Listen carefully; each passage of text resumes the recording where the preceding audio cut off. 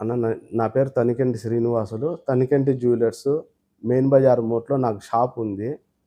నా మీద కొంతమంది దుష్టశక్తులు వీళ్ళంతా నా మీద కుట్ర పన్ని మా తమ్ముడు ఏదో కోర్టులో బాండ్లు ఉంటే గిన ఆ బాండ్ల మీద నా మీద దాడి చేస్తున్నారు. నేను డబ్బులు ఏదో బ్యాలెన్స్ ఉన్నట్టు నా మీదకి వస్తున్నారు. మీరు డబ్బులు ఎవరికి ఇచ్చింటే వాళ్ళని అడగమని ఇదివరలో కూడా 1-2 సార్లు చెప్పినాను. అయినా కూడా వాళ్ళు వినుకోకుండా నిన్న శుక్రవారం పొద్దున ఉదయం 10 గంటలకు నేను షాప్కి వచ్చేటప్పుడు షాప్ దగ్గరికి వచ్చి నా మీద కొంచెము 18 మంది 11 మంది లేడీసు 18 మంది 7 మంది మగోళ్ళు కలిసి 18 మంది నా మీద దాడి చేయాలని చెప్పి చూసినారు.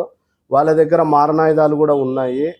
దానివల్ల త్రుటిలో మా దగ్గర గుమస్తాలు కొంచెము చూసుకొని నేను గట్టిగా అరిచే లోపల నాకు రక్షణ కల్పించినారు. లేకోకుండా నా ప్రాణాలకు చాలా ఇబ్బంది ఉండేది. దానివలన నేను ఈ ప్రెస్ మీట్ కూడా మీకు పెడుతున్నాను. దయ ఉంచి మీరు కోర్టులో ఉండే దాని గురించి కోర్టులోనే చూసుకోండి. నాకు ఏమైనా మీరు డబ్బులు ఇచ్చింటే నన్ను అడగండి. నాకు ఇవ్వని డబ్బుల గురించి కానీ నేను తీసుకొని డబ్బుల గురించి కానీ నేను ఏమైనా కోర్టులో ఉంటే గిన వాళ్ళు చూసుకోండి. కోర్టుల పరిధిలో ఉండే దాని గురించి వాళ్ళ అన్నను అడగాల్సిన అవసరం లేదు. మా తమ్మునికి మాకు సంబంధాలు లేక 10 సంవత్సరాలు 11 సంవత్సరాలు అయింది. ఎవరి ఆస్తులు వాళ్ళని పంచుకున్నాము. ఎవరి కొద్ది వాళ్ళు ఎవరి పత్రాలు వాళ్ళ దగ్గర ఉన్నాయి. ఎవరి ఆస్తులు వాళ్ళు ఉంటారో ఉన్నించుకుంటారో అమ్ముకుంటారో మాకు ఎలాంటి సంబంధం లేదు. వాళ్ళ ఆస్తులు దగ్గరికి కావాలంటే పోయి మాట్లాడండి, అడగండి. అంతేగాని మా మీద పెత్తనం చేసి మా మీద గూండాయిజం చేసి మా మీద మారణాయుధాలు తీసుకొని వచ్చి మమ్మల్ని ఇబ్బంది పెట్టాల్సిన అవసరం లేదు. ఇప్పటి వరకు చాలాసార్లు చెప్పి చూసినాము, అయినా కూడా మీరు వినట్లేదు. నిన్న శుక్రవారం కూడా 2 టౌన్ పోలీస్ స్టేషన్లో కూడా మా మీద చాలా తీవ్రమైన నేరారోపణలు చేసి చాలా అసభ్యకరమైన పదజాలంతో మీరు మమ్మల్ని మాట్లాడుతున్నారు. ఎట్లంటే అట్లా మాట్లాడడము సభ్యత సంస్కారం అనిపించుకోదు. మేము మిమ్మల్ని ఒక్క మాట కూడా అనట్లేదు. నేను బాకీ ఉంటే నన్ను అడగండి. కోర్టు పరిధిలో ఉండే ఏదైనా సరే బాండ్లు కానీ పత్రాలు కానీ ఇదండి కోర్టు పరిధిలో ఉండే లాయర్ సార్ దగ్గరికి పోయి తీసుకొచ్చినాను నేను.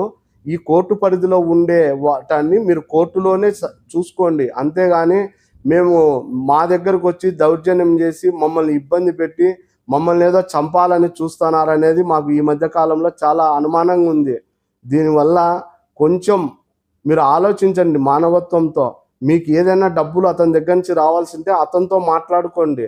లేదంటావా కోర్టులోనే తేల్చుకోండి మీరు. అంతేగాని నా దగ్గరికి వచ్చి నన్ను ఇబ్బంది పెట్టద్దని దయ ఉంచి మీకు నమస్కారం పెట్టి అడుగుతున్నాను. నా దగ్గరికి రావద్దండి. ఆదివారం పొద్దున నేను 8:45కు వాకింగ్ చేస్తుంటే ఒక మనిషి వచ్చి అన్న మీకు ప్రాణాపాయ స్థితి ఉంది, మీరు ఇంట్లోకి వెళ్ళండి అని చెప్తే నేను ఇంట్లోకి వెళ్ళిపోయాను. దానివల్ల కూడా మీరే దీనికి బాధ్యులని కూడా నాకు అనుమానంగా ఉంది.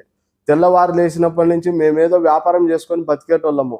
మా మీద అనవసరమైన బురద జల్లి అనవసరమైన మాటలు మాట్లాడి నేనేదో రైతుల దగ్గర నుంచి డబ్బులు తీసుకున్నానని ఇంకొకరి దగ్గర డబ్బులు తీసుకున్నానని ఇంకొకరి దగ్గర తీసుకున్నానని మీరు మాట్లాడుతున్నారు. 64 మంది రైతుల దగ్గర తీసుకున్నా అది ఇదని. నేను ఏ ఒక్క రైతు దగ్గరైనా డబ్బులు తీసుకొని ఉంటే ప్రూఫ్ చూపించండి. ఆ ప్రూఫ్కు నేను కట్టుబడి ఉన్నాను. డబ్బులు కట్టేదానికి కూడా నేను సిద్ధంగా ఉన్నాను.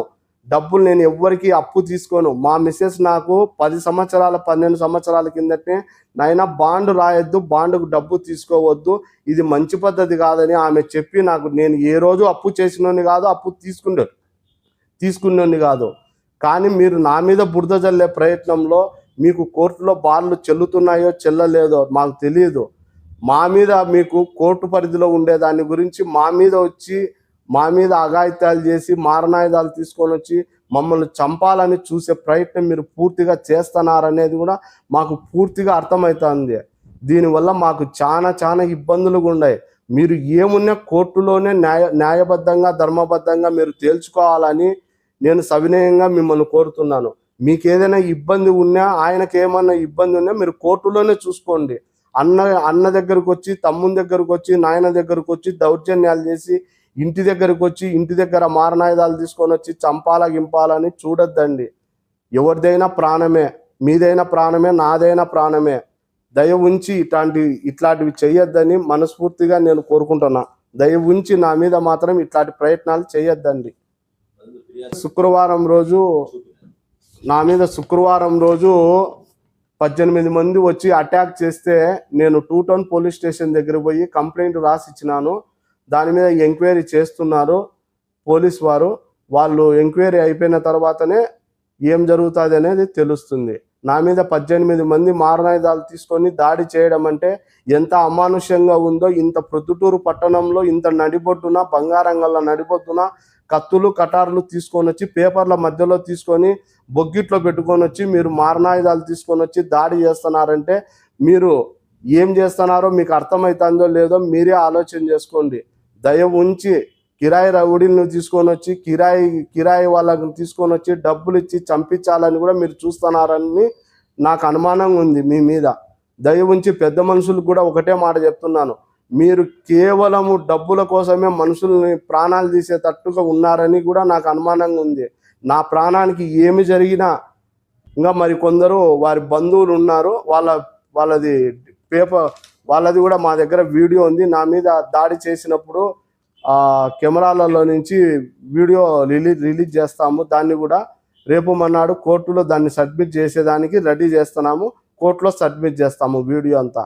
నా మీద మారణాయుధాలు తీసుకొని వచ్చి మీరు దాడి చేసేది కూడా నా దగ్గర వీడియో ఉంది. దాన్ని కోర్టులో హాజరుపరుస్తాను.